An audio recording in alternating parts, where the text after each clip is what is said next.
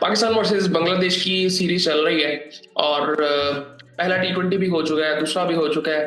पहला भी पाकिस्तान हारा और दूसरा भी पाकिस्तान हारा। पहले टी20 में पाकिस्तान टॉस हारा था और मैच भी हारा था। दूसरे टी20 में पाकिस्तान टॉस जीत गया था लेकिन मैच हार गया है। और आई थिंक मैं इस पे कहूंगा कि चले ठीक है, पहली टी20 हमने जिस तरह से बात की थी कि टीम, पहला मैच था काफी टाइम बाद, टीम रस्टी थी, सारा कुछ वो चीजें आ जाती हैं। लेकिन दूसरे मैच में आई थिंक आज जिस तरह से स्पेशली पाकिस्तान ने बैटिंग की है, आई थिंक, और बॉलिंग भी मैं ये नहीं कह सकता कि पाकिस्तान ने बॉलिंग बहुत अच्छी की है, क्योंकि बॉलिंग तो उन्होंने भी की है। सो इसका मतलब ये है कि पिच सपोर्ट कर रही थी बॉलर्स को। सो मैं उसकी तो बात ही नहीं करूंगा, बिल्कुल इतनी कोई ज्यादा बात करने की जरूरत भी नहीं है। 8 रन से पाकिस्तान ये मैच हार गया है और स्कोर कार्ड पहले देखते हैं, फिर उसके बाद बात करते हैं। पाकिस्तान टॉस जीता और फील्डिंग का फैसला किया और बांग्लादेश ने 133 रन बनाए, जिसमें से एक 50 था जाकिर अली का। अब यहाँ पे जो आज के मैच की हाइलाइट्स हैं वो फॉलो विकेट्स हैं दोनों टीमों की। पहली विकेट बांग्लादेश की 5 पे गिरती है, दूसरी 25 पे गिरती है, तीसरी भी 25 पे गिरती है, चौथी 28 पे गिरती है, फिर पांचवी 81 पे गिरती है, फिर छठी 93 पे गिरती है, फिर सातवीं 100 पे गिरती है, आठवीं 111 पे गिरती है, नौवीं 127 पे गिरती है और 10वीं 133 पे गिरती है। एक 50 था जाकिर अली का और मेहदी हसन का 33 था। सो इनकी वजह से इन्होंने 133 रन बना ली और लग रहा था कि पाकिस्तान आराम से चेस करना चाहिए पाकिस्तान को। लेकिन ऐसा हुआ नहीं। अब पाकिस्तान में आज एक चेंज किया था पाकिस्तान की प्लेइंग 11 में।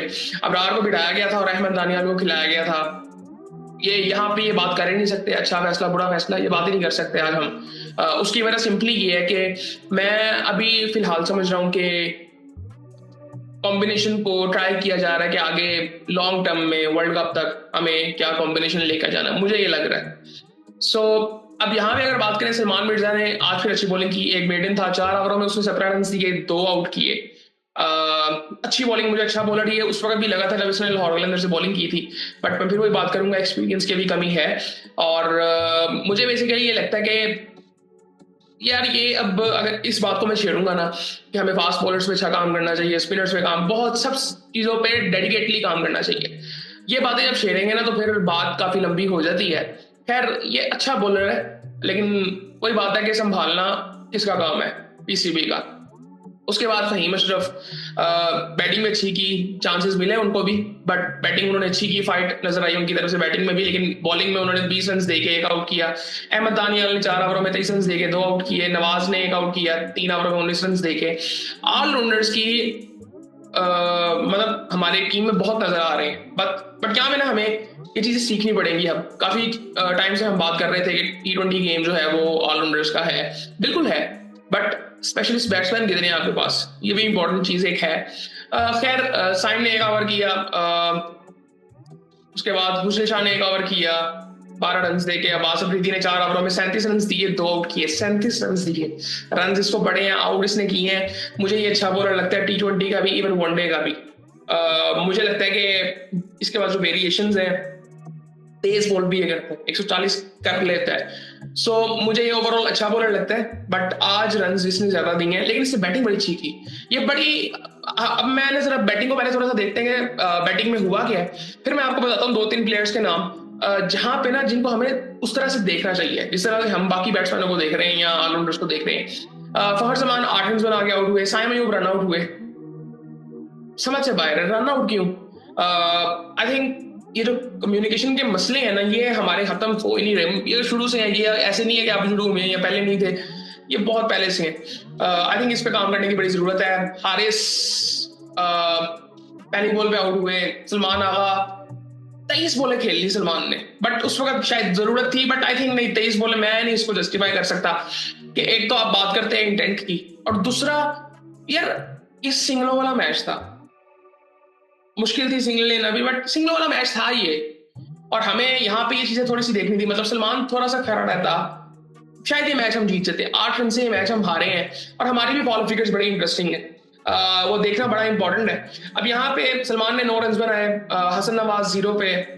पिछले मैच में भी उसी तरह से आउट हुए, टिपिकल इनका तरीका आउट होने का।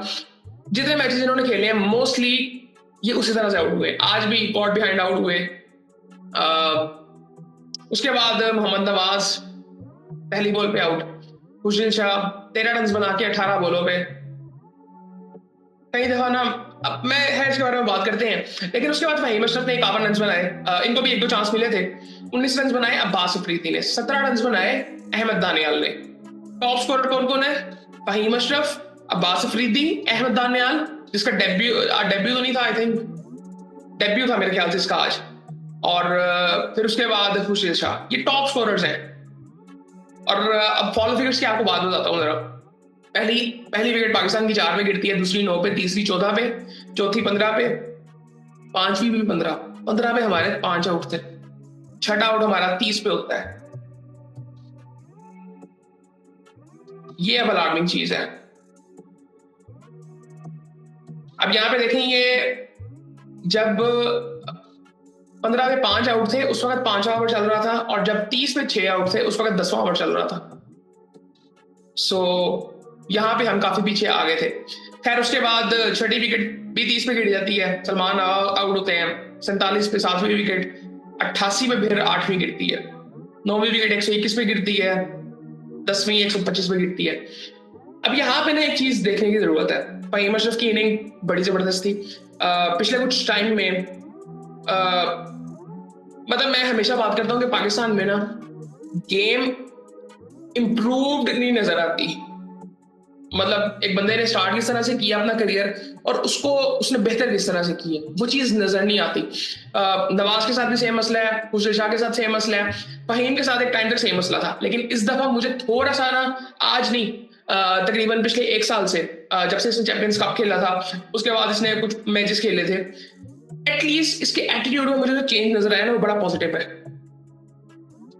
जब इसका नाम आया था ना वहां पे, इसका आया था और खुशदिल शाह का आया था चैंपियंस ट्रॉफी में, जिस तरह से आया था वो तरीका गलत है। मेरा ये मानना अभी भी है कि हम सिस्टम को नहीं फॉलो करते, हम सिर्फ ना बस पॉपुलर डिसीजन लेते हैं। और आई थिंक हमें ना थोड़ा सा यहाँ पे बेहतर होना पड़ेगा। खैर वो उस तरफ आए, लेकिन थोड़ा सा मुझे बेहतर नजर आया बाकियों से पिछले कुछ टाइम से, जब से इन्होंने वापसी की है, कि वो बेहतरीन में नजर आई है। बैटिंग में किसी हद तक मुझे लगता है कि इनकी अवेयरनेस अपनी गेम को लेकर काफी बेहतर हुई है। बॉलिंग में मुझे लगता है कि इनको बॉलिंग ये पहले बहुत बेहतर करते थे, मेरा ये मानना है। बॉलिंग इनको बेहतर करनी है, अपनी पेस थोड़ी सी बढ़ानी है। लेकिन फिर भी आई थिंक अगर बैटिंग की आज इनकी बात करें तो 51 रन जिन्होंने बनाए 32 बॉलों में, 4 छक्के लगाए, 4 चौके लगाए। अब उसके बाद अब्बास अफरीदी ने 19 रन बनाए, 1 छक्का लगाया, 2 चौके लगाए। अब मैंने बात ये करनी थी कि अगर आप ये देखें, खुशदिल शाह को देखें, मोहम्मद नवाज को देखें, ये भी ऑलराउंडर्स हैं। ये जिस नंबर पे खेल रहे हैं और नीचे से आके अब्बास अफरीदी और अहमद दानियाल, इनकी शॉट्स आप देखें, इनकी शॉट्स काफी क्लीन थी। अब्बास अफरीदी ने भी पिछले मैच में बैटिंग की थी, क्लीन शॉट्स लगाई थी। और अगर ये इन 3 ऑलराउंडर्स को अगर मुझे थोड़ा सा देखना हो ना, फहीम को, खुशदिल को, नवाज को, आई थिंक फहीम मुझे फिर भी काफी बेहतर लगता है। खुशदिल शाह का दिन हो तो वो बैटिंग बेहतर कर लेते हैं, अदरवाइज लेकिन जिस नंबर पे खेल रहे हैं उस दिन दिन नहीं, इनको अपना दिन बनाना पड़ेगा। और ये वो टाइम ही नहीं है। ये ना आज 10 साल पहले बातें होती थी कि जो बंदा अच्छे स्ट्राइक रेट से बैटिंग करता है वो उसकी एवरेज बेहतर होती नहीं है। आज नहीं है ये चीज। आज आप लंबी बैटिंग भी करते हो, आप आज तेज बैटिंग भी करते हो, एट द सेम टाइम सब कुछ कर सकते हो। पिचेस आपको सपोर्ट कर रही हैं, कोई बॉलर्स को सपोर्ट नहीं होती, सीधी विकेटें होती हैं। यहाँ पे नहीं है फिलहाल। और ये जो पिच के बारे में बात की जा रही है, कोच ने भी की, एक हद तक है ये बात। बट आई थिंक अगर ऐसी बात है तो आईसीसी ने कोई स्टैंडर्ड क्यों नहीं बनाया? अगर बनाया हुआ है तो आईसीसी फिर किसी किस्म का फाइन करे कि यार एटलीस्ट पिच की क्वालिटी ऐसी होनी चाहिए। बांग्लादेश में वो ऐसे ही मैच जीतते हैं, और मैं इसको कुछ गलत नहीं समझता कि हर बंदा अपना मतलब होम एडवांटेज इस्तेमाल करता है। हमें भी करना चाहिए, हम भी करते हैं। अगर कोई पॉलिसी नहीं है तो हम स्पिन ट्रैक्स नहीं बनाते। तो अब उन्होंने भी किया। मुझे लगता है कि पाकिस्तान ने क्रिकेट बुरी खेली है, ये कोई एक्सक्यूज नहीं है फिलहाल। आज भी बात करेंगे, स्टैंडर्ड हमेशा से लो होता है, या डिफरेंट कह सकते हैं हम इसको। खैर मैं ये कहूंगा कि बॉलिंग अगर थोड़ी सी देखें ना बांग्लादेश की किस तरह की थी। अच्छा 4 बॉलें भी पड़ी हुई थी 8 रन से, 125 में पाकिस्तान की टीम ऑल आउट हुई है।